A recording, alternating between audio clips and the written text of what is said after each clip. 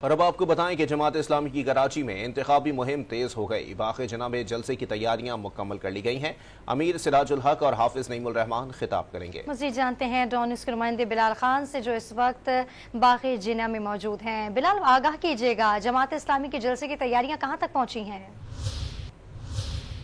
जी बिल्कुल। देखिए, शहर कायद में सियासी पारा काफ़ी हाई है। आज मुख्तलिफ सियासी जमातों की जानिब से अपना पावर शो का ऐलान किया गया है, तो कहीं रैलियां निकाली गई हैं। मैं इस वक्त बाग़ जिन्ना ग्राउंड में मौजूद हूं, जहां पे जमात इस्लामी भी अपना एक बड़ा पावर शो करने जा रही है। तो बड़ी तादाद में जो है कुर्सियां लगा दी गई हैं। अभी भी जो है कुर्सियां आने का सिलसिला जारी है। जबकि स्टेज की बात की जाए, स्टेज तैयारियां तकरीबन मुकम्मल कर ली गई हैं। हाफिज नईमुर रहमान अभी यहाँ पर पहुंचे, उनकी जानिब से भी तमाम तर तैयारियों का जायजा लिया गया और उनकी जानिब से ये पैगाम भी दिया गया है कि जमात इस्लामी मुकम्मल तौर पर जो है इलेक्शन के हवाले से एक बड़ी मुहिम चला रही है और इस जलसे में पहुंचकर कराची की अवाम ये साबित करे कि जमात इस्लामी के साथ खड़ी हुई है। और जमात इस्लामी वाहिद वो जमात है जो कि अवाम के लिए जो है मुख्तलिफ जगहों पर आवाज़ भी उठाई है। और इसके अलावा इलेक्शन में अगर जीत कर आते हैं तो तालीम के हवाले से जो है एक बड़ा काम किया जाएगा।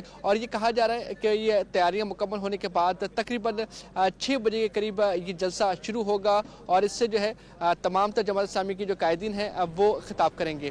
जी।